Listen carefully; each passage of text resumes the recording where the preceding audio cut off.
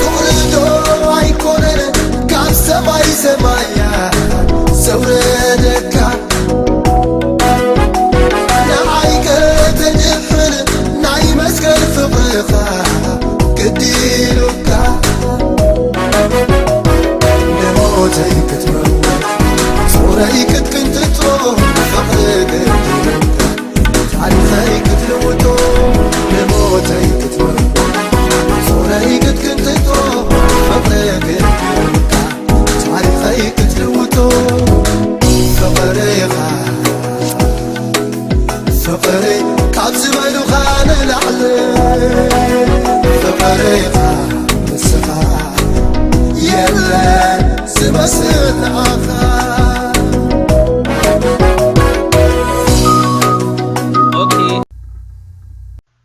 نايلومي مصنعت مصحف قدسنا كمت خنصنعو زصنحنا كاب لوقاس 22 كاب 46 كساب 71 يوزلو كمت كل غزي نغبرو دما زي سامرايز نغبرلو ساعاتي بستخالن متن اب كله ديتيل خيد كفتني مالتي ويتا يباركم قطر 47 كجمرمو شو قصلي مالتي نسو خزارب كله انه بزو حزبي مص كابتوم 10 تخلتس يهودا زبحال دما قدميوم يخي نبره نيسوسون كسعمو قربه يبلنا مالت كبر 47 يجمر زلخو እዚ ክፍለ እዚ ካብቲ ዝሓለፈ ሰሙን ዝቀጸለ ክፍልዩ ከምዝ ነተቃል ነንብዎ ዘለና እቲ ቃል ክጅምር ኮሎ እንታይ ኢሉ ይጅምር ንሱ ክዛረብ ኮሎ ኢሉ ይጅምር እዚ እንታይ ዘመላኽተና እንደሕሪና ቅዱሳነይ እዚ ሐሳብ እዚ መቀጸልታ ናይቲ ዝሓለፈ ከምዝ ኾነ ይዘርየና ማለት እዩ ኢየሱስ ንደቀ መዛሙርቱ ምስኡ ብጸሎት ክነቅሑ ነጊርዎም ካባታቶም ቁሩብ ካፍንትቲሉ ጸልዩ ምስተመልሰ ደቀ መዛሙርቱ ብጓሂ ረዚዞም ደቂሶም ረኺብዎም ደቂሶም ምስረኸቦም ኢየሱስ እንታይ ገይሩ ነቶም ደቂሶም ዝረኸቦም ደቀ መዛሙርቱ ንሱ እንታይ ኢሎም ከመይ ከትድቅሱ ናብ ፈተና ከይተኣቱስ ተንሲእኹም ጸልዩ በሎም ይብለና ሉቃስ 22:46 ስለዚህ ንሱ ክዛረብ ኮሎ ዝብል ሐሳብ ነቲ ኢየሱስ አቀዲሙ ዝተዛረቡ ሐሳብ ዝውክል ንሱ ዝብል ቃል ንኹላህና ርዱ ኢለ ሐሳብ ንሱ ዝብል ቃል ኢየሱስ ዝውክል ክዛረብ ኮሎ ክብለና ኮሎ ድማ ካብዝ ቃል እንታይና ንርዳ ኢየሱስ ንደቀ መዛሙርቱ እንዳ ተዛረቦም ኮሎ ብዙ ህዝቢ ከም ዝመጽ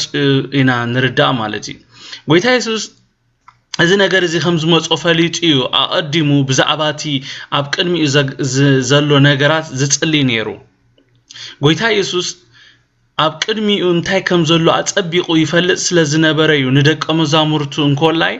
ኣብ ቁጥር 46 ናብ ፈተና ካይተኣቱ ጸልዩ ናብ ፈተና ካይተኣቱስ ተንሲእኹም ጸልይልዎም ነይሩ እንተኾነ ሐዋርያት ግን ንምጽላይ ኃይለ ሲዒኖም ክድቅሱ ኾለው ኢየሱስ ግና ብዛዕባቲ ኣብ ቅድሚኡ ዝጽበዮ ፈተና መከራ ስቃይ ውርደት ሞት ጸሊ ማለት እዩ ዋላኳ ኢየሱስ ዋላኳ ፈቃድ አቦ ክፍጽም ናብ ምድርን ተመጸ እቲ ክፍጽሞ ኢሉ ዝመጻሉ ፈቃድ አቦ ግን ኣዝዩ ከቢድ ብምንባሩ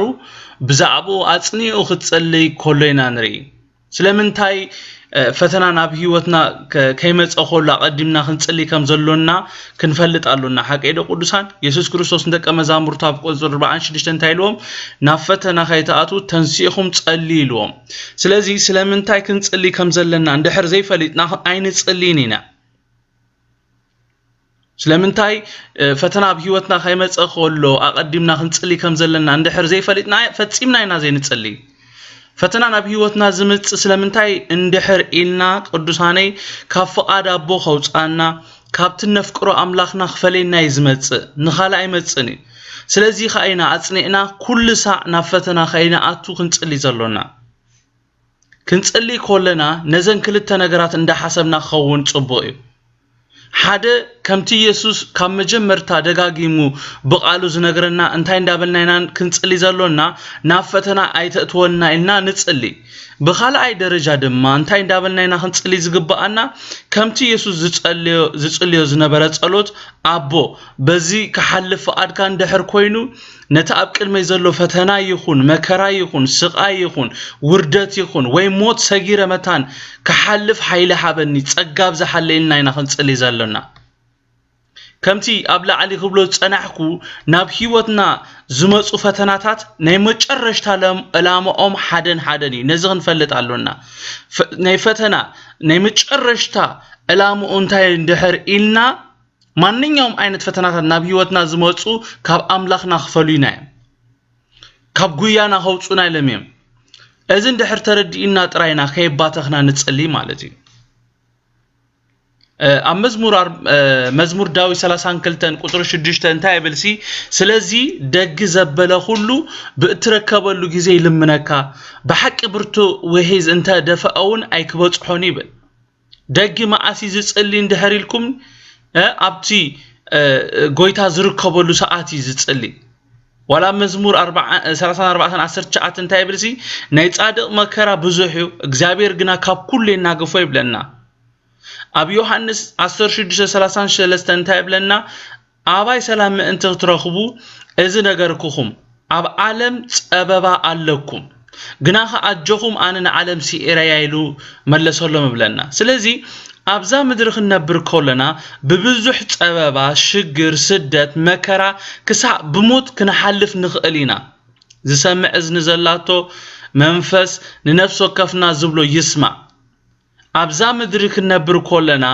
ብብዙሕ ጸበባ ሽግር ስደት መከራ ክሳዕ ሞት ብሞት ክንሓልፍ ንኽእል ኢና ሓደ ክንፈልጦን ክንርድኦን ዘለና ነገር ግን እንታይ ኣሎ እቲ መናገፊ እቲ ንዓለም ዝሰዓረ ጎይታናን ኣምላኽናን ኣብ ኩሉ ምሳና ከም ዘሎ ነዚ ክንፈልጥ በዚ ምርዳእ ክንመላለስ ግን ኣሎና አሜን ብዝሓለፍና ነሕለፍ ዝኾነ ነገር ይምጻና በህይወትና እቲ ብማያት ምስተሐልፍ ዝበለ ኣምላኽ እቲ ብሓው ምስተሐልፍ ዝበለ ኣምላኽ እቲ ሳብ መወዳእታ ዓለም ኩሉ መዓልቲ ምሳኻትኩም ዝበለ ኣምላኽ ምሳና ከም ዝኾነ እቲ ከም ቃሉ ዝኾነ ኣምላኽ ኣብ ጎንና ምሳና ኣብ ኩሉ ከም ዘይፍለየና ፈሊጥና ብእምነትና ኣብ እምነትና ክንጸንዕ ኣሎና አሜን መታን ዝመጸ ንፋስ ከይወስደና ኩሉ ሰዕ ብጸሎት ንንቃህ ካብ እግዚአብሔር ካጸጋን ለምን እዚ ዘመን እዚ ገጽ እግዚአብሔር ንደልየሉ ዘመን ካብ ማንም ጊዜ ንላዕሊ እዚ ዘመን እዚ ከምቲ ህያው ኣምላኽ ዝብሎ ዝነበረስ ንብዙሕ ዘመን ሰቢኽና ነርና ሕጂ ግን እቲ ሰበኽና በአይንትና ንሪኤሉ ዘመን በጽሑ ኢሉ እና ድልዋት ዲና ነቲ ኣብ ቅድሜና ዘሎ ነገራት ሲ ኣብቶም ኣብ ቅድሜና ዝጽበዩና ፈተናታት ሲ ክንሓልፎም ዲና ከይናሓልፎም በቃ ሽዑት ፈተና ምስ መጸ ክንፈልጦ ዘይኮናስ ኣቀዲምና ክንዳሎ ከም ዘለና ርእስና ክሳዕ ንኸምኡ ክነዳልዋ ከም ዘለና ቃል ኣምላኽ ሎም ዝነግረና ዘሎ ኩሎም ናይ እምነት ኣቦታትና ብብዙሕ መከራዮም ምድሓኖም ፈጺሞም ንሕናውን ዝመጸን ተመጸ ከይተዳሃልና መታን ኣብ እምነትና ክሳብ መወዳእታ ክንጸንዕ መታን ነዚ ዝኸውን ጸጋ ካብ ኣምላኽና መታን ክንቅበል እንታይ ክንገብር ኣሎና ክንጽሊ ኣሎና ኢየሱስ ስቕኢሉ ይኮነ ናብ ፈተና ከይተኣቱስ ተንሲእኹም ጸልይልዎ ጎይታ ኢየሱስ ኣብ ጸሎት ዘሎ ምስጢር ኣጸቢቑ ስለ ዝፈልጥ እዩ እንታይ እዮም ዝብሉ ቦታትና ዝዋዓለይን ገርካ እንታይ ዝበሃል ወደይ ገለ ምስር ኣሎምሽ እንታይ ዝበለይ ምከርካዲ ዝበሃል ኢየሱስ ክርስቶስ ብዛዕባ ጸሎት ክዛረብ ከሎ ይመልክዓሊ ምክንያቱም ዝጽሊ ሰብዩ እንደገና ድማ ኣብ ጸሎት ዘሎ ኃይሊ ኣብ ጸሎት ዘሎ ምስጢር ኣጸቢቑ ይፈልጥ እዩ ኢየሱስ ክርስቶስ ጸልዩ ክብሎም ከሎ ብዘይ ምክንያት ኣይኮነ ኢየሱስ ክርስቶስ ጸልዩ ናብ ፈተና ከይተኣቱ ተንሲእኹም ጸልዩ ክብሎም ከሎ ኢየሱስ ነቲ ፈተናን ፈታንን ጽቡቕ ገይሩ ዝፈልጦ እቲ ኣብ ህይወትና ዝመጹ ፈተናታት ስለምንታይ ከም ዝመጹ ኣጸቢቑ ስለ ዝፈልጥን እዩ ኢየሱስ ክርስቶስ ናብ ፈተና ከይተኣቱ ጸልዩ ዝብለና ዘሎ ኢየሱስ ጎይታ ኢየሱስ እትፈተናን እንተዘይ ሕሉ ነይሩ ናብ ፈተና መታን ከይተኣቱ ጸልዩ አይምበለናን ነይሩ አለኹም ዶምሳይ ኢየሱስ ግን ነቲ ፈታንን ነቲ ፈተናታትን እንታይ ከም ዝመስል ስለምንታይ እትፈተናን ናብ ህይወትና ከም ዝመጽን ስለዝፈልጥን አቀዲምና ክንጽልይ ከም ዘሎና ዝነግረና ዘሎ እና ጻሐፍኩም ላይ እቲ ፈታኒን ኢየሱስ ክርስቶስ 40 መዓልትን 40 ለይትን ፈቲንዎይ ክንፈልጦ ዘለና ነገር እንታይ እዩ ትፈታኒ ስለምንታይ ዝመጽ እንድሕር ኢልና ከስግደና ከምበርክኸና ይዝመጽእ ፈተና ከምርጸና ይዝመጽእ ከምርጸካ ይዝመጽእ ፈተና ስለዚ ክትመርጽ እንድሕር ኮይንካ አቀዲምካ እንታይ ክትመርጽ ከም ዘሎካ ክትፈልጥ አሎካ እንተዘይ ኮይኑ ግን እትንመርጾ ነገር ትክክል አይከውንኒ ስለዚ ኻዩ ኢየሱስ ኩልሳ ተንሲእና ከይባተኽና ክንጽልይ ከም ዘሎና ዝነግረና ዘሎ ሐዋርያ ጳውሎስ በብዙሕ መከራ ስደት ስቃይ ዝሓለፈ ሰብ ነይሩ ሐዋርያ ጳውሎስ ክሳብ ሞት ኢየሱስ አኽቢሩ ዝሓለፈ ናይ እምነት ጀግና እዩ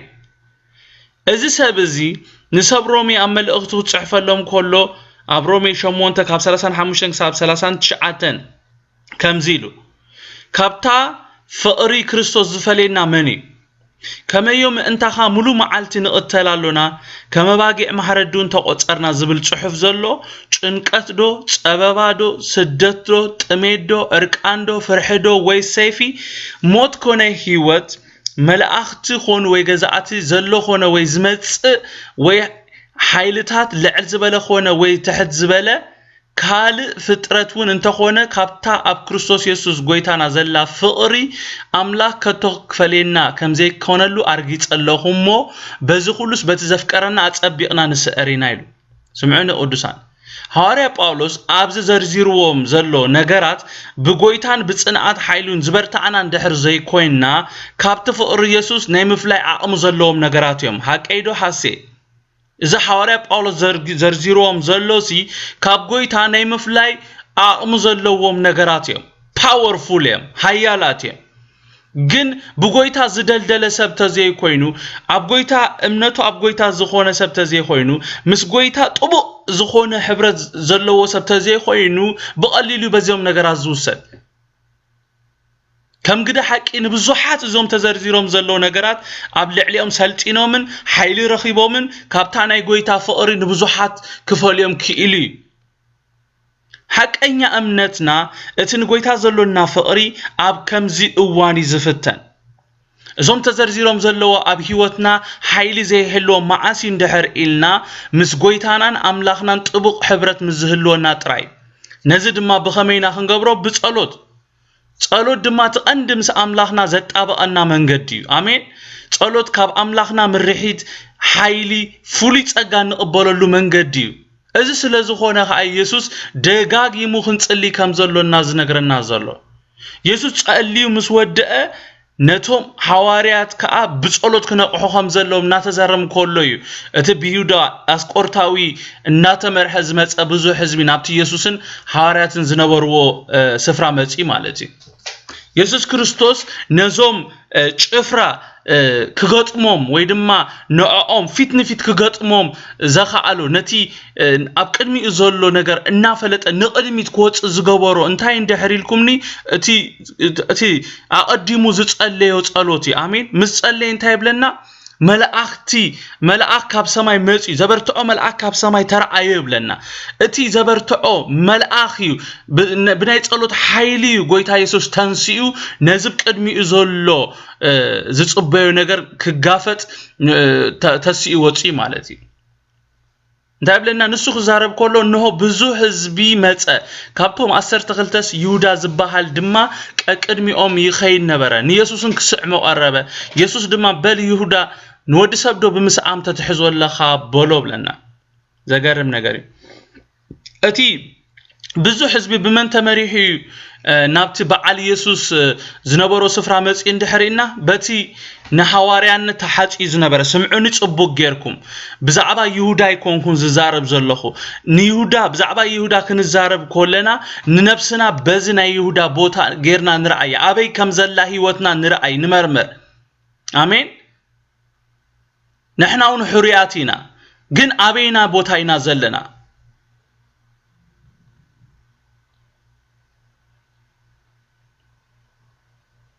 እቲ ብዙ ህዝቢ بمن تمريحو نابتي بعل يسوع زنبرو سفرة متين دحر إلنا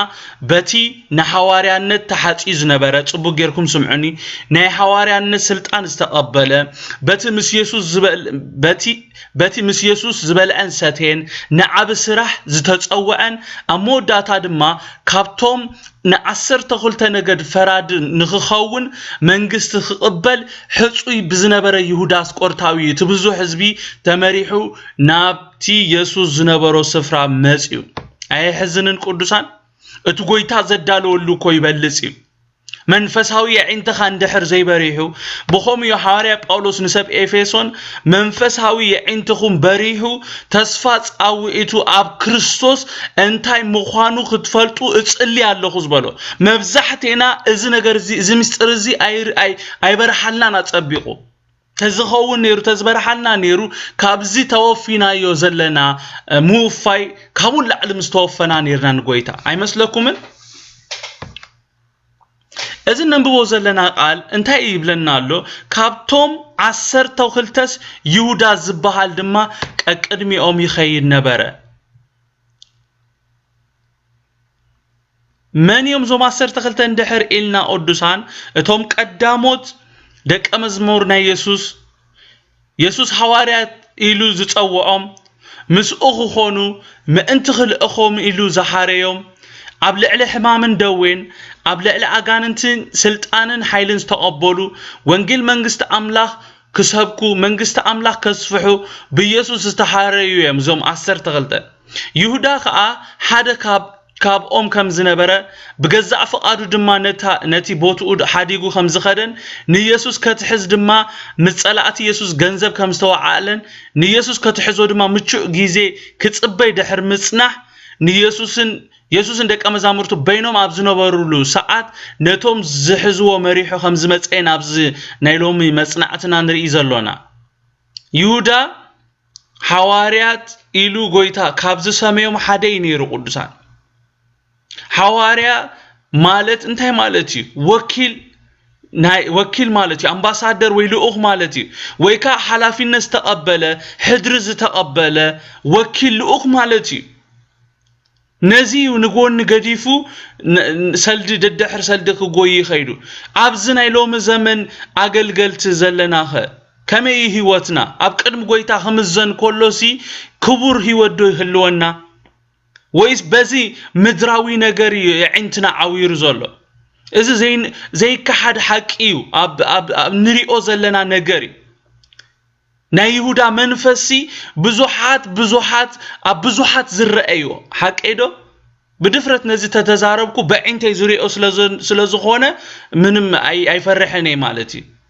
نايهودا منفس زورسوم بغنزب يعينتهم زعورة نتي سمياوي تقاوعي دما بزي ناي مدراوي نگر زتاكوسي بزوحاتي لبنا زغويلو معالتاوي لبنا منفسنا زبخيلو نگري وشنا كل غزي زقاصللو نگري كاب كمز دما غويتا خهلوني ليتن معالتن زصليلو غداي يودان بار نز فولي مسل فولي ادل زحابو غويتايو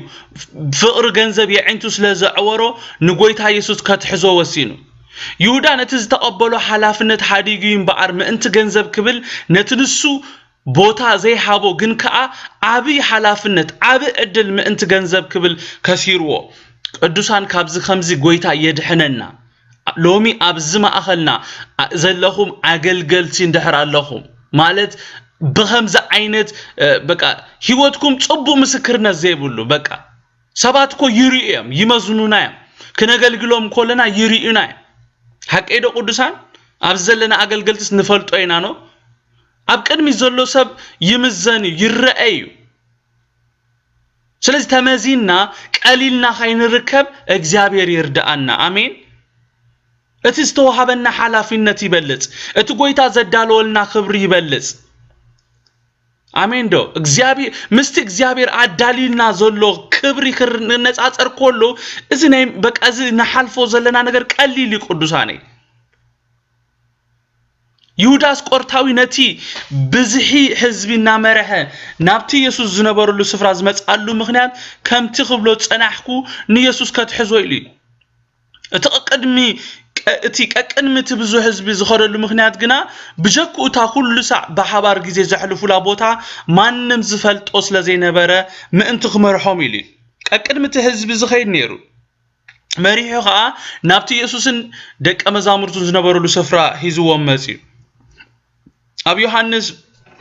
18 ካብ 1-3 ኸይና ንብብ ኮለና ከምዚ ይብለና ኢየሱስ እዚ ኢሉ ምስቶም ደቀ መዛሙርቱ ናብ ማዕዶ ርባ ቄድሮን ናብታ ተኽልቲ ዘለዋ ቦታ መጸ ምስቶም ደቀ መዛሙርቱ ናብኣ ኣተወ ኢየሱስ ምስ ደቀ መዛሙርቱ ኮይኑ ብዙሕ ግዜ ናብኣ ይኸይድ ስለዝነበረ እቲ ዘትሕዞ ይሁዳ ድማ ነታ ቦታቲ ኣይፈልጣ ነበረ ይሁዳ ነቶም ጭፍራ ሮማውያን ገላውን ሊቃውንትን ካህናትን ፈሪሳውያን ተቐቢሉ ፋናታትን መብራህትታትን ኣጽዋርን ሒዙ መጸ ይብለና ኣይገርመኩም ይሁዳ ኣብቲ ግዜ አበይ ከም ዝኾነ አጸቢቁ በቃ ስለዝፈልጥ እታ ግዜ እታ ሰዓት ዘሕልፉላ ግዜ አጸቢቁ ስለዝፈልጥ እንታይ ገይሩ ነቶም ጭፍራ ሮማውያን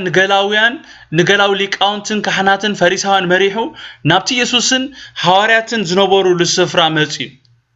ምክንያቱም ኩሉ ግዜ ብጣዕሚ ዝገርመን ነዚ ክፍሊ ከንብብ ከለኹ ብጣዕሚ ዝገርመን ቃል ኣሎ ብጣዕሚ ብፍላይ እታ ኣብ ቁጥሪ 47 ዘላ ንሱ ክዛረብ ከሎ እንሆ ብዙ ህዝቢ መጸ ካብቶም 12 ይሁዳ ዝበሃል ቀቅድሚኦም ይኸይድ ነበረ ንኢየሱስ ክስዕሞ ቀረበ እታ ክስዕሞ ቀረበ ትብል ቃል ኩሉ ግዜ ትገርመኒ ይሁዳ ከማንም ንላዕሊ ንኢየሱስ ጽቡቅ ገይሩ ይፈልጦይ ጽቡቅ ገይርኩም ስምዑኒ እቲ ፍርዲ ካቤቱ ዝጅምር ይዝብል ምሽ መጽሐፍ ቅዱሳን ሐቀይዶ ቃል አምላክ ምሽ ከሙ ይዝብለና እቲ ፍርዲ ሲ ካቤቱ ዝጅምር ኢሉ አጂ ስለምታይ ካቤቱ ይጅምር መስይልኩም ካብቲ ንፈልጦ ፈሊጥና ካብቶም ፈሊጥና ንጋገ ይዝጅምር ጎይታ ፈሊጥና ኮነልና ንብድድ ካባና ይዝጅምር ትፍርዲ ድማ ዝገደደይ እቲ ንጎይታ ፈሊጥካ ዝብድል ሰብ ብጣዕሚ ትፍርዲ ዝገደደይ ተዘይትፈልጥ ማሓሸካ ይሁዳ ከማንም ንላዕሊ ንኢየሱስ ጽቡቅ ገይሩ ይፈልጦይ ኢየሱስ ብምስዓም ክታለል ከም ዘይክእል ንኢየሱስ ከታለሎ ዝኽእል ማንም የለን ይሁዳሲ ካብቶም እኩባት ጭፍራታት ይኹኑ ሮማውያን ይኹኑ ዋላቶም ካህናት ፈሪሳውያን ብሙሉኦምሲ ካብኦም ንላዕሊሲ ንኢየሱስ አጸቢቁ መን ይፈልጦ እንደህሪና ይሁዳ ፈልጦይ ይሁዳሲ ንኢየሱስ ክርስቶስ ብምስዓም ከታለል መፍታኑ ብጣዕሚ ዘሕዝን ነው ኢየሱስ ናይ ሰብ ሐቀና አቡ ሁሉ ዝፈልጥ ከም ዝኾነ ይፈልጥ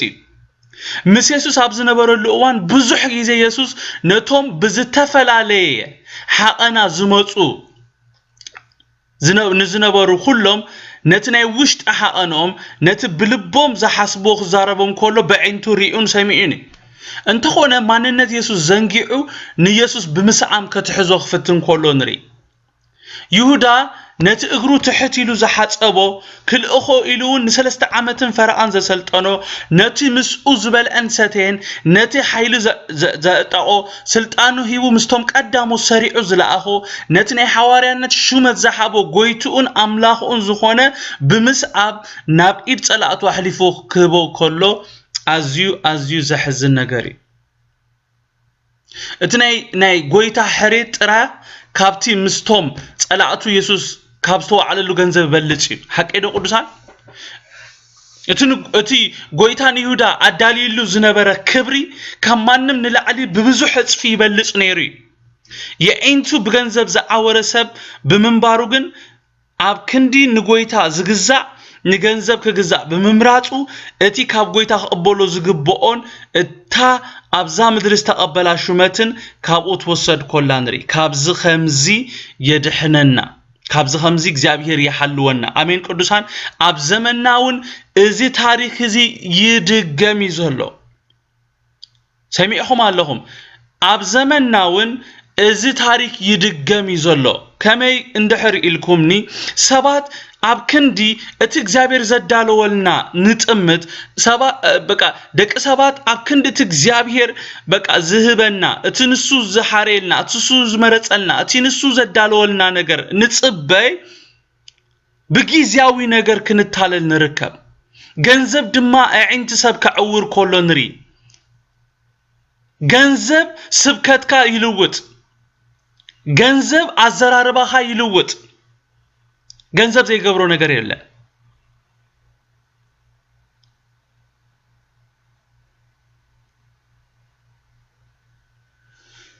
قويتا مونغو حوارات نيمن يعبي كركر مستلع على قويتا نا حوارات نتايلوهم نيرو نسخاتكم نتوم 10 تخلت نجد إسرائيل كتفرديهم منغستون أداليلكم يلوهم نيرو حكا يدو قدسا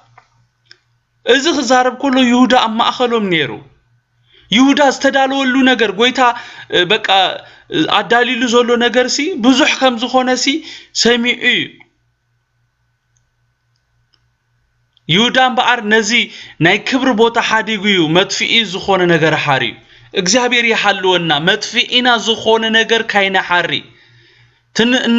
تن حاريو نجر زطفعنا كايكون نطنقق قدوسان كابز خفلين تاينا نمهار اندحريلنا فقر گنزب كسع كندي امروخا كم زصلمتن فقر گنزب زلوم سبات دما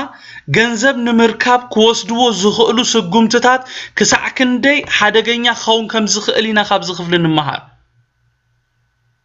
መጽሐፍ ቅዱስና ኣብ ቀዳማይ ጢሞቴዎስ 6:10 ከም ዝብሎ ማለት እዩ እቲ ፍቅር ገንዘብሲ ሱር ኩሉ ኽፍኣት እዩ እሞ ገሊኦም ንዕኡ እናተመጣጠሩ ካብ እምነት ዘንበሉ ልክ ከም ይሁዳ ማለት እዩ ሓቀይዶ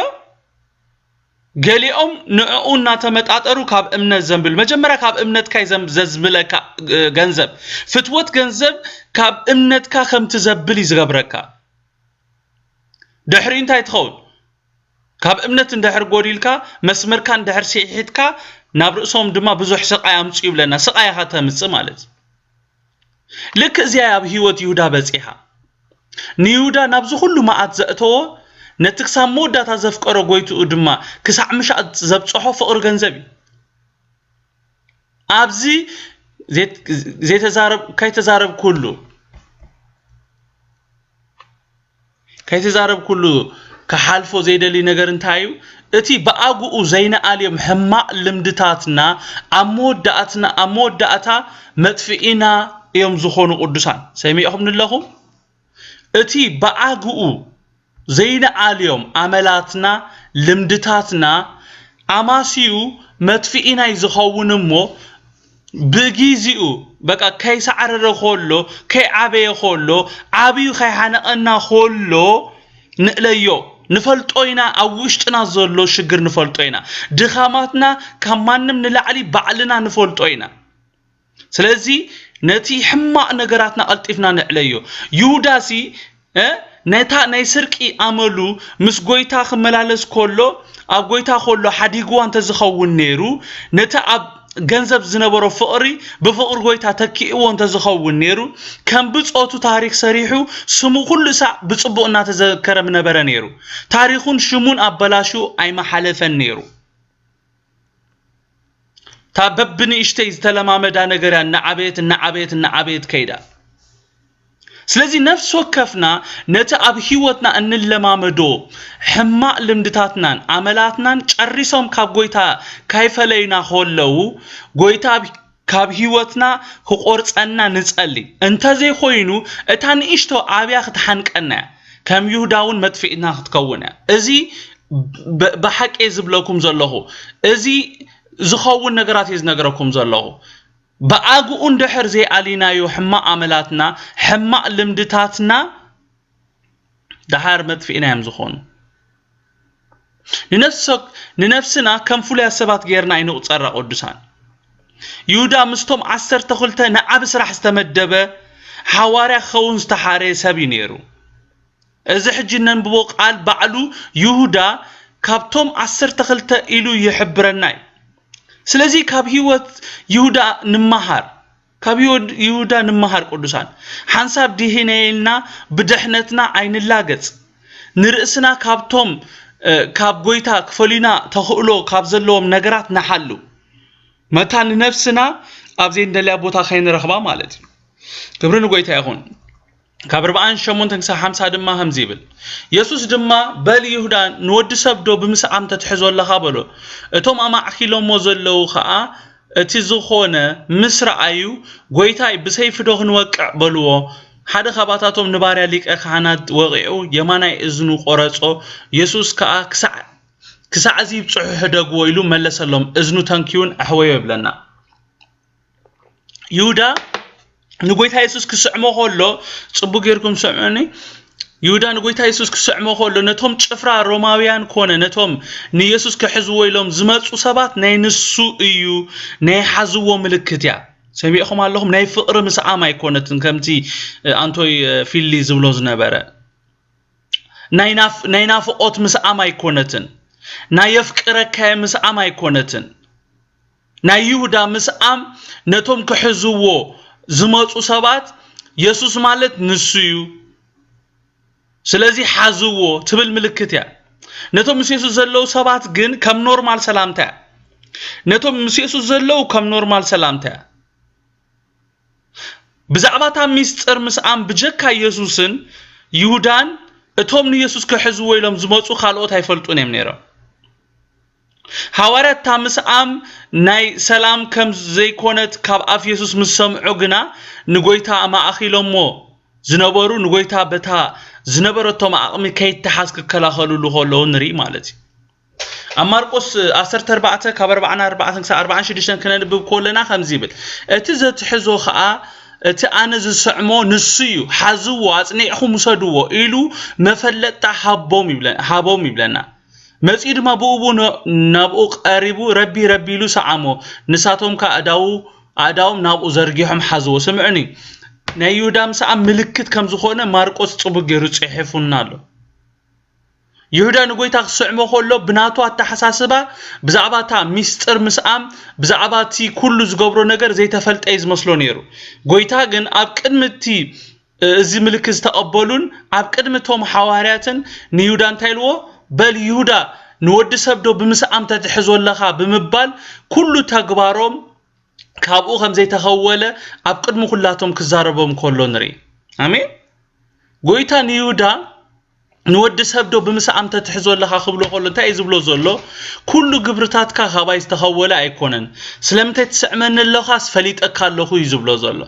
ابزا حموت يهودا انتا تسميعو يخون ايفلتن جن مانين يوم سو نتي بحبوز كقبرو إلو زحاسبو نگر اندحر تفديحو اندحر تفليتو ابزاعتو يزجانكو حقيدو قدساني اندحر انا ابلعلي زحاسبكم مو وديتات اندحر فليت اسي موخا كمزن كم تنتحسب لها اندحر إلكم سي ابتعتو يتشنككا ابزي اوان يهودا بقبرو حافيرو كم زخونه يأمن أنا مالتي بزخونه يهودا كاب يسوس كم زي تحاب مسفلته أبو خلو محرد كحاتد مستقبو نيرو قناي وعلون حق ايدو ابتاش عاسي واي فليت انيز ماستر كابز زعبي انتاي مرتو انتاي تدلي كابز زعبي مرتو اسي انتاي يدلي كابتوم انتاي يخون كم زلو تساني حسترد ام حوارات انتاي جيرو قويتو زتحازلا ساعات مهانو مسفلتو سيف على علوم نتي باريا لك أخانات يماناي إزنو كقرصون خلو نري يسوس دما نتي إزنو استقرص دما مليسو ختكالو خلو نري مالتي يسوس قويتاي أبزي أخي تزارب كلها كحلفو زيد اللي نتبي الله يسوس نتوم بسيف دو كنوقع لهم زحاتت ودك أمزامرتو أب قطر 51 انتهي لهم يسوس كسعزي يبصحو حدقوا إلوم نيرو تذكروا لهم إذا بتعم وساني تقالا يسوس انتهي لهم نيرو بسيف دوخن وقعوا مسبلوس انتهي لهم نيرو كسعزي يبصحو حدقوا إلوم نيرو يسوس كسعزي يبصحو حدقوا كبلهم كله انتهي يزبلهم زلو دحان اتزحاسبو يكبروا يزبلهم زلو آمين قويتا يسوس كريستوس فقاد يزهب زلو نكتحاز فقاد يزبهم زلو نتابل عليك قبرو حاسبهم زلو نقر نخ قبرو فقاد يزبهم زلو يسوس كسعزي بصحوه دقوهم كبلهم كله دحان إذ نقر خوم بقدس لزخونه فقادو لم يزبلهم زلو عبز كل احنا خنفلتون كردون زلنا نقر انتايو قويتا بعلو إيدوم أبلعليو كقبرو سلزفقد لهم أمبر سراوي تاكتيتهم سلزمتو ويكا نقويتا سلززنقعو ويكونن هيزمو آمين ጎይታ እዚ ኸውን ስለ ዘለዎ ጥራዩ ብፍቃዱ ተታሒዙሎም እምበር ከምታ ማቴዎስ 26:53 ዝበሎ ነብኡ ለሚኑ ካብ 12 ለጊዮን ዝበዝሑ መላእክቲ ሽዑን ሽዑ ክልእኸሉ ምኽኣለ ነይሩ እንተኾነ ግን ግድን ትንቢትን ጽሑፋትን ክፍጸሙ ግድን ስለ ዝነበረ ጎይታ ዳሓን ክሳዕዚ ይብጽሑ ሕደግዎም ኢሉ ብገዛእ ፍቃዱ ክተሓዘሎም ከሎ ንርኢ ማለት እዩ ነዚ ክፍሊ እዚ ኣብ ዮሐንስ 18 ካብ 1 ክሳብ 11 ኸይድና ክነንብቦ ከለና ዘገርም ነገር ኢና አቡ ንርኢ እንታይ ይብል ኢየሱስ እዚ ኢሉ ምስቶም ደቀ መዛሙርቱ ናብ ማዕደ ሩባ ቄድሮን ናብ ተኣታክልቲ ቦታ መጸ ምስቶም ደቀ መዛሙርቱ ናብ ኣተወ ኢየሱስ ምስ ደቀ መዛሙርቱ ኮይኑ ብዙሕ ግዜ ናብ ኣይ ኸይድ ስለ ዝነበረ እቲ ዘትሕዞ ይሁዳ ድማ ነታ ቦታ ይፈልጣ ነበረ ይሁዳ ነቶም ጭፍራ ሮማውያን ንገላዊን ልቃውንትን ካህናትን ፈሪሳውያን ተቀቢሉ ፋናታትን መብራህታትን አጽዋርን ሒዙ መጸ ሽዑ ኢየሱስ ዝመጾ ዘሎ ፈሊጡ ወጸሞ ንመን ትደልዩ ኣለኹም በሎም ይብለና አሜን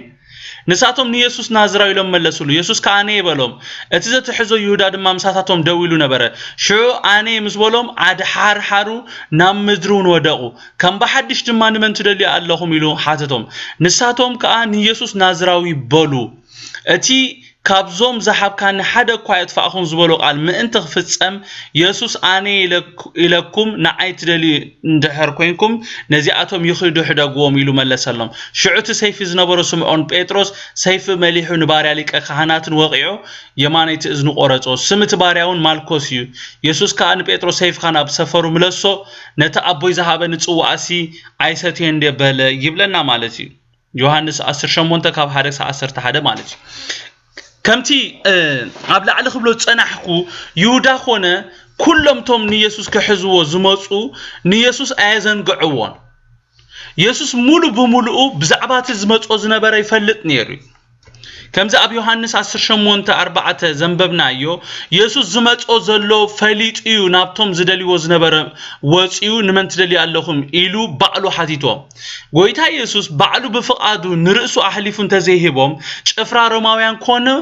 ገላዊ ልቃውንቲ ካህናትን ፈሪሳውያን ምንም ክገብርዎ ኣይመኽኣሉን ነይሮም አሜን ኢየሱስ ነቶም ክሕዝዎ ዝመጹ ንመን ትደልዩ ኣለኹም ኢሉ ምስ ሓተቶም ንሳቶም እንታይ ኢሎም መሊሶምሉ ንኢየሱስ ናዝራዊ እንደልዩ ኣለና ኢሎም መለሱሉ ኢየሱስ ናዝራዊ ስለ ዝጠፍኦም ድዮም ንኢየሱስ ባዕሉ ንኢየሱስ ናዝራዊ እንደልዩ ኣለና ኢሎሞ ቅዱሳን ኢየሱስ ዲ ጠፊእዎም ነቲ እናዘረ ጽቡቕ ዝገበረ ኢየሱስ ጠፊእዎም ድዩ ንኢየሱስ ናዝራዊ እንደልዩ ኣለና ኢሎሞ ብዙኾነ ኢየሱስ ነቶም ዝደልይዎ ዝነበሩ እቲ ትደልይዎ ሰብ አኔ ምስበሎም እንታይ ኮይኑ ይብለና ኩሎም ማለት እንኮላይ ጭፍራ ሮማውያን እንታይ ኮይኖም ኣድሓርሒሮም ናብ ምድሪ ወደቁ ይብለና ክብሪ ንጎይታ ይኹን ሕጂውን ደጊመ ክነግረኩም ጎይታ ንርእሱ ክከላኸል ሓይሊ ስለ ዘይነበሮ ይኮነ ተታሒዙ ከምዚ ንሪኦ ዘለና እቲ ትደልይዎ ሰብ አኔ ምስበሎም ኩሎም ኣድሓርሒሮም እንታይ ኮይኖም ናብ ምድሪ ወዲቆም ክሳዕ ኢየሱስ ፍቃዱ ዝህቦም ኢዶም ከምብሩሉ ኣይከኣሉን ጎይታ ሽሙ ብሩኽ ይኹን ኢየሱስ ነቶም ምስኡ ዝነበሩ ሐዋርያት ኣብቶም እኩያት ጨካናት ኢድ ካይወድቁን ከምቲ ኣብ ጽሑፍ ዘሎ ድማ ካብቶም ዝሓብካና ሓደ እኳ ይጥፋእኹን ዝብል ቃል ዘሎ ምእንቲ እቲ ቃል ክፍጸም ንኣቶም ክኸዱ ፍቀዱሎም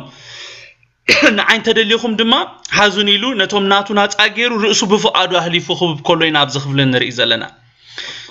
እቲ ዘገርመኒ ነገር እንታይ እዩ ኩሎም እቶም ነቲ ኣብቲ ሕሞት ዝተፈጸመ ነገር ዝረኣዩ ሰባት በቲ ዝረኣይዎ ተኣምራት ከማን ልቦም ኣይተለወጠን ኣይገርመኩምን እቲ ኣብ ቅድሚ እንቶም ዝኾነ ተኣምራት ከማን ንልቦም ክልውጡ ኣይከኣለን ጎይታ ነቶም ንጸልማት ከውል ገይሮም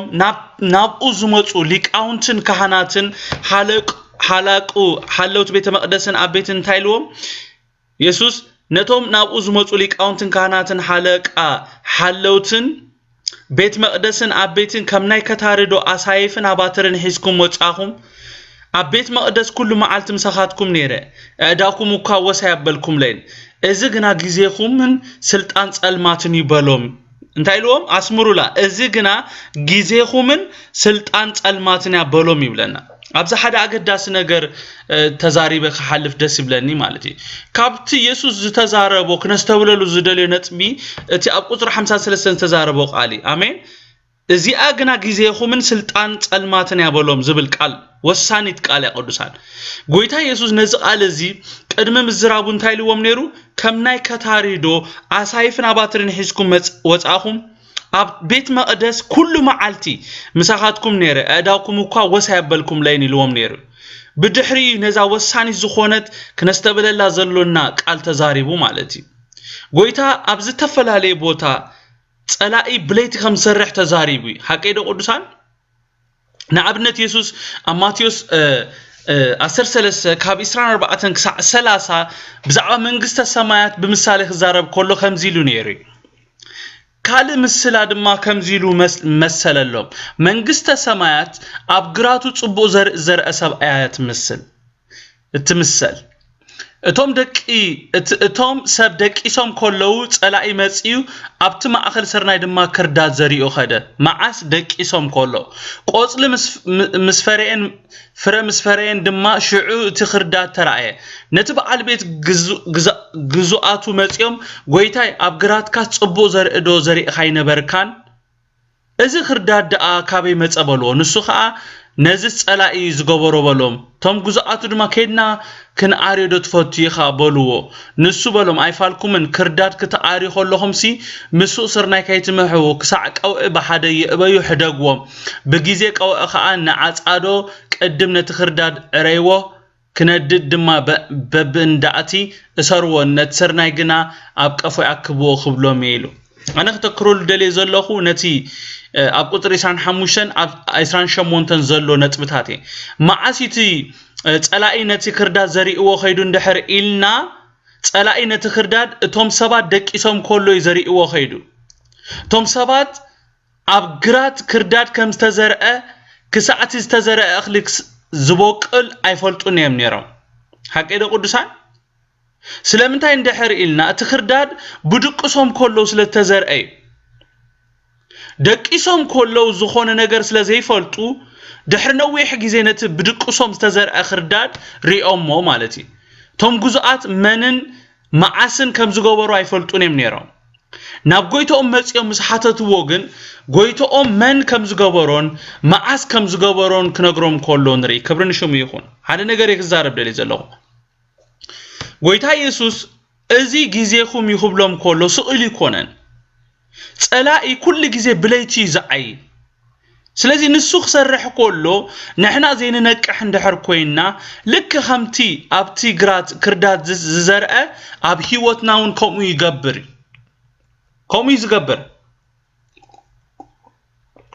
تذكروا اندحر كوينكم كلستا انستي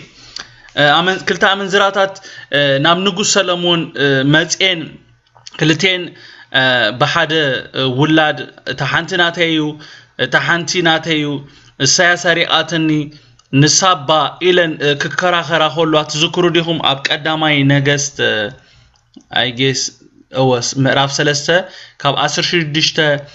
كسا 28 كم زبل قالالو شعوغ للتأمانازر أنستي نام نغوس متين أب قدمي إدوبلا تحانتي سبيتي خا بلد وقويتاي أنا زان سبيتين زيان أب حانت بيتنا ننبر أبتابيت مس آخر لخو خا ولدكو هنا دما أبسالستي تاز ولد كلها معلتي إذا سبيت زي أون ولدت نحنا كأب بحنساب نبرنا أبتابيت دما بجكا نحنا كلتينا أبتابيتس قوانا مسانا ينبرن ودزا سبيت زي أغنا أبلعلي أسلز دك أسد ليتي موتا فرق ليتي تنسي آخا غرد كادك إسا خولا أستوهلو لا فرق ليتي غرد كامعاس انتاي تقبر كولا دك إسا خولا نتودي كاب قوني وسيدا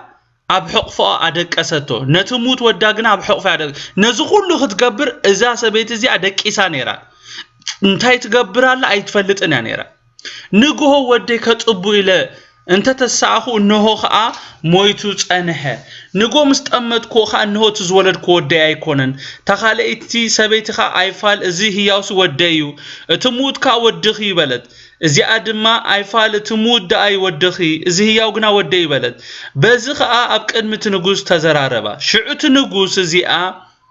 ازي هي ودي تموت دما تبلالا ازي خايفال تموت ودخي ازي هي وغنا ودي تبلالا تنغوس دما سيف امصو لي بلا اب قدم نغوس دما سيف امصو تنغوس دما نزي هياو حصان اب كلته قرصو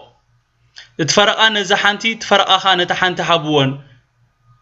إلو فريدو مالتي شعتا هياو ودي زنبرا سبيتي سلا ودا معتا تناوص امو نتنغوس وغويتاي زياو حصان نعا حبوانبر مقتال سيتقتل ويلا تزاربتو تخاليت غنا نعايس ويس نعاخي ايخون قرصو دابلت شع نغوس مقتال اي تقتلو زياو حصان نزيا حبوا اديو نسايا إلو ملسه نزي نغوس فرودو فرد بزلو اسرائيل سامعو فردن مفراد طباب املاح ابو خمزلو رايو امون نغوس فرحو وبلنا سمعنا قدساني هجون حنت نطبطي تكزاريبه نزي كله تزاريبه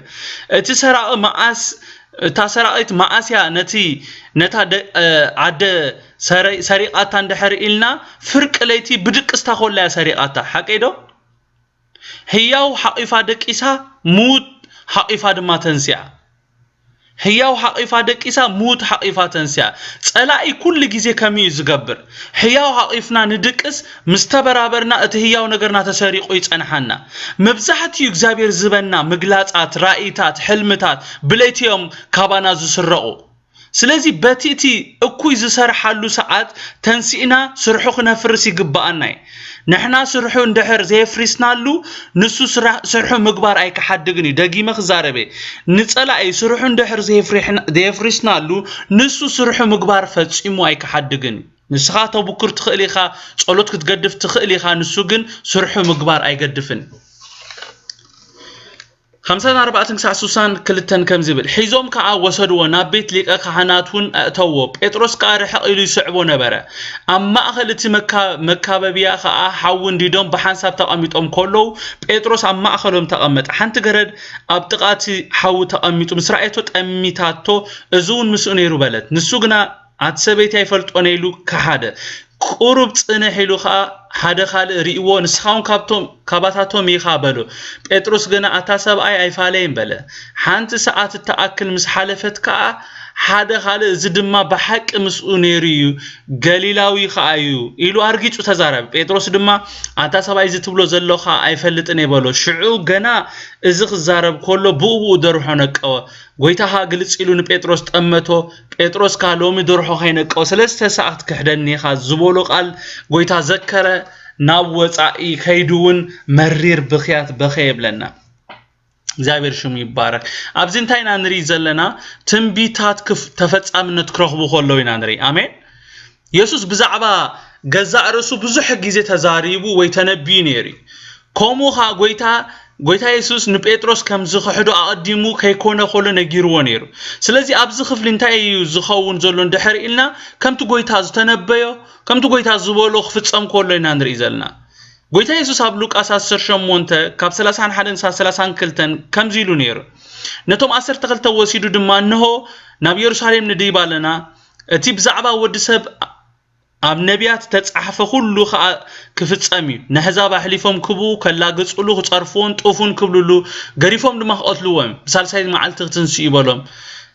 ይብለና ማለት ኣብዚቲ ጎይታ በተደጋጋሚ ዝነግሮም ዝነበረ ነገር እዩ ዝፍጸም ዘሎ ጎይታ ኢየሱስ ንጴጥሮስ ነቲ ንማዕሰርቱ ኾነ ወይ ንሞት ምስ ኢየሱስ ክኸይ ድሉ ከም ዝኾነ ዝተዛረበ ጴጥሮስ እንታይ ኢልዎ ነይሩ ኣብ ሉቃስ 22:34 ንሱኻ ጴጥሮስ ከምዘይ ትፈልጠኒ ኢልካ 3 ሰዓት ክሕደኒ ሎሚ ደርሆ ከምዘይ ንቁ እብለካ ኣለኹ እዚ ናይ ኢየሱስ ክርስቶስ ቃል ካብ ቁጽሪ 54 ክሱሳን ክልተን እምበኣር እቲ ጎይታ ኣዲሙ ከም ዝፍጸም ዝተዛረበ ቃል ክፍጸም ከሎ ኢና ንርኢ ዘለና ዋላ ኳ ጴጥሮስ ንጎይታ ኢየሱስ እቲ ጎይታ ዝበሎ ከም ዝፍጸም ከሪኦን ተፈተነ ከም ዘይፍጸም ከሪኦን ተፈተነ እቲ ጴጥሮስ ዝበሎ ዘይኮነስ እቲ ጎይታ ዝበሎ ክፍጸም ከሎ ኢና ኣብ ዝንርኢ ዘለና ጴጥሮስ ኣብ ህይወቱ ክርስቶስ ዘይክእል ትምህርቲ ተማሂሩ አሜን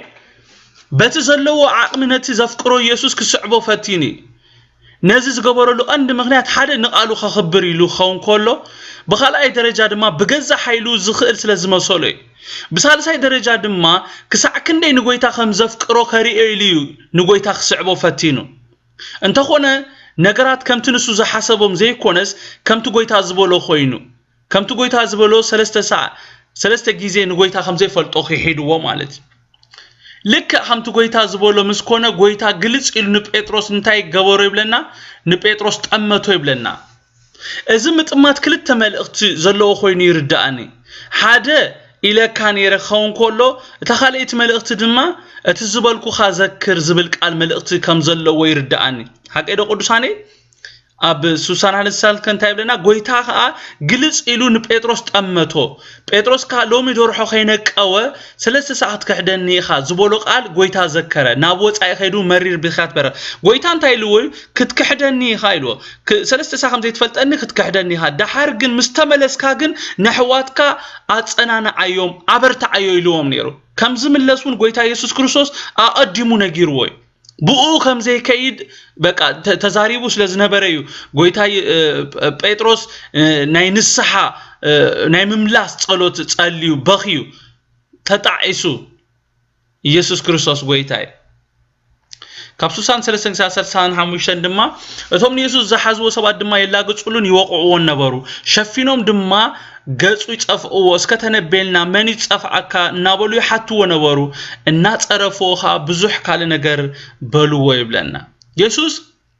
እዚ ሕጃብ ህይወቱ ዝኸውን ዘሎ ነገራት ከይኮነ ኾለው ክፍጸሙ ምዃኖም በተደጋጋሚ ንሐዋርያት ይነግሮም ነይሩ ኢየሱስ እዚ ሕጃብ ህይወቱ በጽሕ ዘሎ ነገር ከይመጸኾሎ እዚ ነገር ከም ዝመጾ ፈሊጡ ስነ አምራዊ እንተ ዘይዳለው ነይሩ ትስቃይ አዝዩ መባዓሰ ነይሩ ሓቀዶ ቅዱሳኔ ኢየሱስ ግና መከራ ውርደት ስቃይ ሞት ኣብ ቅድሚኡ ከም ዘሎ ኣቀዲሙ ስለዝፈለጠ ነታ ኣብ ቅድሚኡ ዝጽበየ ዘሎ ነገር ድማ ኣቀዲሙ ንርእሱ ኣዳልዩ ብምጽንሑ ነቲ ፍቃድ አቦ ብዘይ ምጉርምራም ብትዕግስቲ በዓወት ክፍጽሞ ኾሎ ንሪ ነፍስ ወከፍና ካብዚ ክንመሃሮ ዘለና ነገር እንታዩ ኣቀዲምና ንርእስና ክነዳሉ ከም ዘለና ይዝነግረና መጽሐፍ ቅዱስ ይነግረና ኢየሱስ ክርስቶስ እኮ ንገሌኹም እንታይ ኢልዎም ነይሩና ሐዋርያት ንገሌኹም ከኣስሩኹም እዮም ንገሌኹም በቃ ከዋርዱኹም እዮም ከኦትሉኹም እዮም ኢቭን ኢልዎም ነይሩ ሓቀዶ ስለዚህ ነታ ኣብ ቅድሜና ኣብ ዓለም ኮለኹም እንድሕር መከራ ኣለኩም እንድሕር ኢሉና መከራ ክመጽ ኾሎ ከፍራሓና ይብሉን ከሰንብደና ይብሉን ምክንያቱም እቲ ጎይታ ዝበሎ ይፍጸም ስለዘሎ እንተኾነ ነቲ ጎይታ ኣቀዲሙ ዝነገረና ነገር ኣቀዲምና ተዳሊናሉ ክንጸንሕ ምተገበእ ተዘይ ኮይኑ ግን ብዛዕባ እንድሕር ሓደ ነገር ኮይኑ ኣብ ዓለም ይኹን ኣብ ህይወትና እቲ ዝኸውን ዘሎስ እንታይ ቃል ኣምላኻዊ ድዩ ቃል አምላኽ ብዛዕባ እንታይ ይብል ኢልና ልብና ማዓንጣና ሸጥ ከነብል ይግባአና ነቲ ኣብ ቅድሜና ዘሎ ነገር ክንጋፈጦ ማለት ፌስ ክንገብሮ ማለት ኢየሱስ ብድንገት ተታሒዙን ተዝኸውን ብዛዕባ እዚ ሕጂ ኣብ ህይወቱ ዝኾኑ ዘለው ነገራት ድማ ኣቀዲሙ ኣፍልጦ እንተ ዘይነብሮ ነይሩ ክብደት ናይቲ ኢየሱስ ዝሓልፎ ስቃይ ከመይ ምኾነ ኢልኩም ተሓስቡ ቅዱሳን ተዘይፈልጥ ነይሩ ብድንገት ሒዞም ሞተ ዝኾን ነይሩ ብድንገት እዚ ሁሉ መከራ ኣብ ልዕሊ ወሪዱ ተዝኸውን ነይሩሲ ከመይ ምኾነ ኢልኩም ተሓስቡ ኣዝዩ ልዕሊ ሕጂ ከቢድዎ ዘሎ እቲ መጠን መወሰኸ ነይሩ ኢየሱስ ግን እዞም ሕጂ ኣብ ህይወቱ ዝፍጸሙ ዘለው ነገራት ከም ዝፍጸሙ ኣቀዲሙ ከይተፈጸሙ ኾለው ክፍጸሙ ምዃኖም ይፈልጥ ስለዝነበረ ንኹሉ ማለት ነቲ ላግጺ ነቲ መውቃዕቲ ነቲ መጽፋዕቲ ነቲ ውርደት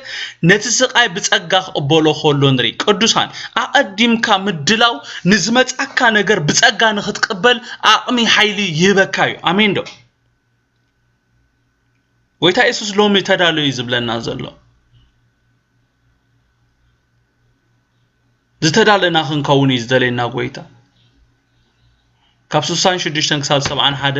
ንሪ ምስ ወገሃ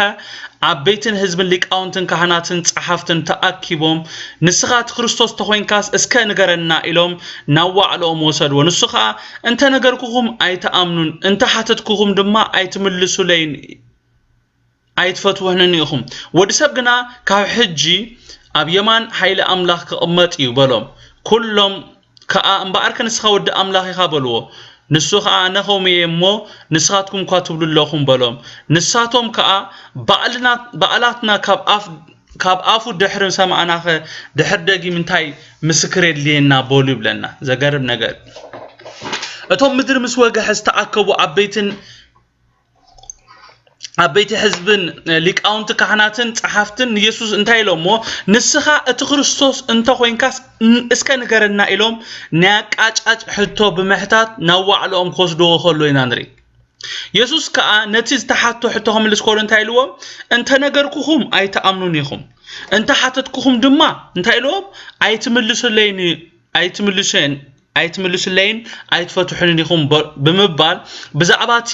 ድሕሪ ሞቱን ትንሳኤውን ዝኸውን ነገር ክዛረቦም ኮሎ ንሪ ማለት እዩ ንስኻ እቲ ክርስቶስ እንተ ኮይንካስ ኢሎም ከሓትዎ ከለዉ እዚ ሕቶ እዚ ብቕኑዕ ልቢ እንተዝሕተት ኣብ ህይወቶም ምድሓን ምመፀ ነይሩ ሓቀይዶ ቅዱሳን ብቕንዕና ናሓቶም ነገራት መልሲ ንረኽበሎም ኢና እቲ ንረኽቦም መልሲ ድማ ዘዕግም መልሲ ዝኸውን ማለት እዩ ምክንያቱም ነቲ መድሕን ዓለም ምፈለጥዎ ነይሮም ክርስቶስ ተኾይንካስ እስከ ነገረና ክብልዎ ከለዉ እንታይ ዝብሎ ዘለው እቲ ናይ ዓለም መድሓን ንስኻ ዲኻ እቲ ቆቡዕ ናይ እግዚአብሔር ንስኻ ዲኻ ኢሎም እዮም ዝሓትዎ ዘለው እዞም ሰባት ግና ነቲ ሓቂ ክፈልጡ ኢሎም ዘይኮኑስ ነዚ ሕቶ ሓቲቶም መታን እቲ ኣብ ህይወት ኢየሱስ ክገብሮ ዝደለዩ ነገር ኣብ ልዕሊኡ መታን ክፍጽሙ ኢሎም ነዚ ሕቶ እዚ ሓቶሞ ማለት እዩ ኢየሱስ ነዚ ስለ ዝፈለጠ እዩ እንተ ነገርኩኹም ኣይተኣምኑን ኢኹም እንተ ሓተትኩኹምን ኣይትምልሱን ኢኹም ኣይትፈትሑን ኢኹም ኢሉ ዝበሎም ማለት እዩ በሓፂሩ ኢየሱስ ኣብዚ እንታይ ዝብሎም ዘሎ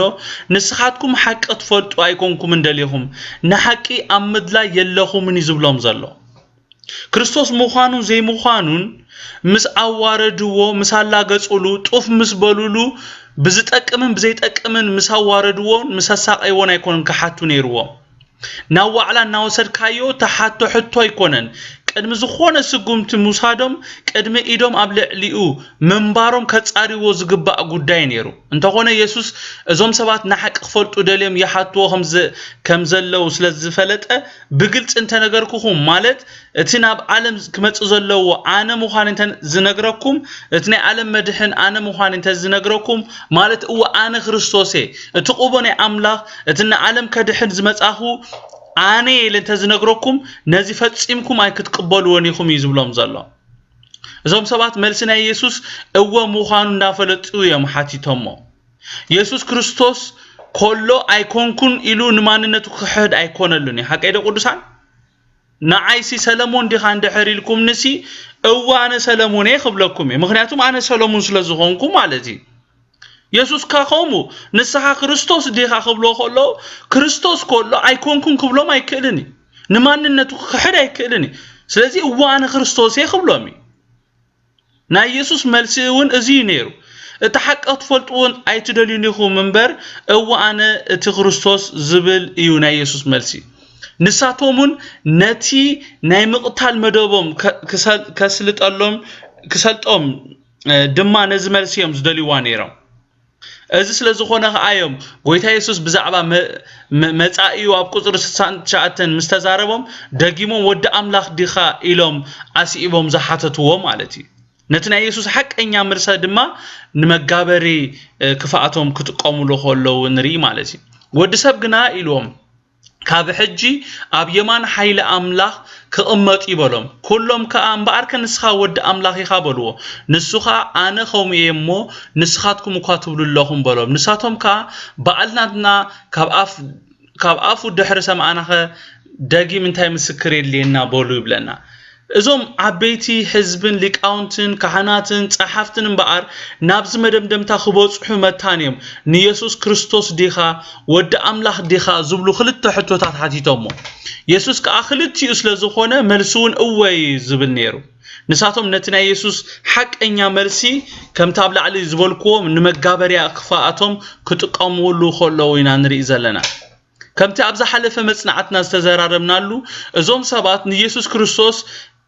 ንኢየሱስ ክርስቶስ ከይበለ ከሎ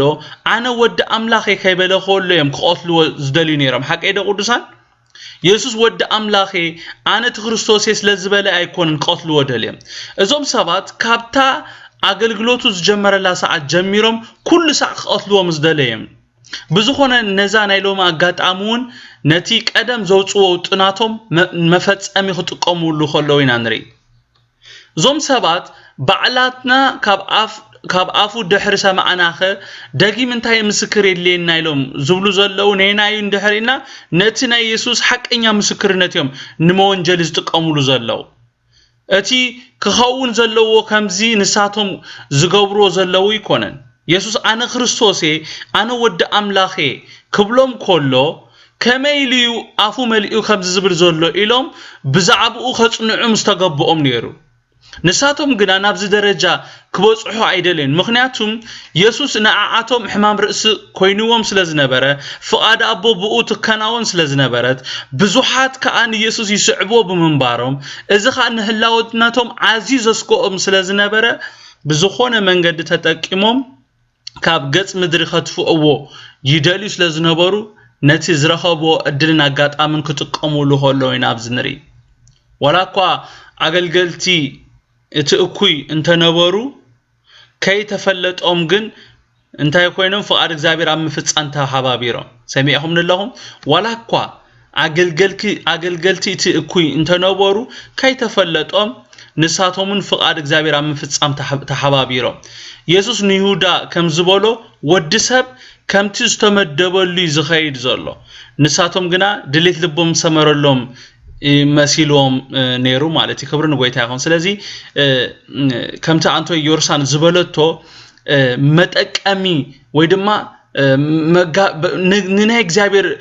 سرح النسرح ويدما اكزابير زتك عملنا سباتي قبرنا كابت اكوي زتك عملنا تبنيرانا أنهم بزخ زازومي زوم صحافتي فريساويان ليك أكهانات سي كي تفلتهم مفتسامي تنبيت كوينم مفتسامي نتنا اكزابير علامة خوينم نوت بتصبو بحماء مالتي كابز خمز دما اكزابير يغلاغلنا يدحننا ويتا يسوس بنغر كل يباركم تصقو يبزحلكم اداؤكم حفا بلو تصلينا هنو دين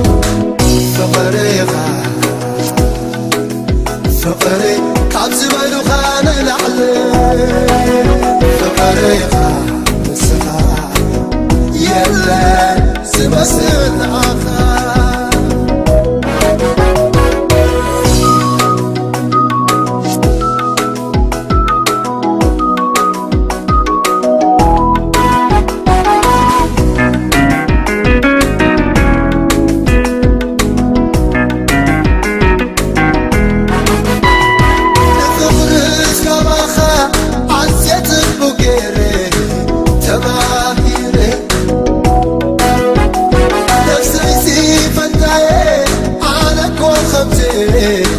كونكوني فقيقة حبيت كامبيروني نعاها كما اسكندروني فقيقة حبيت كامبيروني نعاها كما اسكندروني فقيقة فقري كاتبلو خان العلي فقريقة السقا يلا سبسن عخا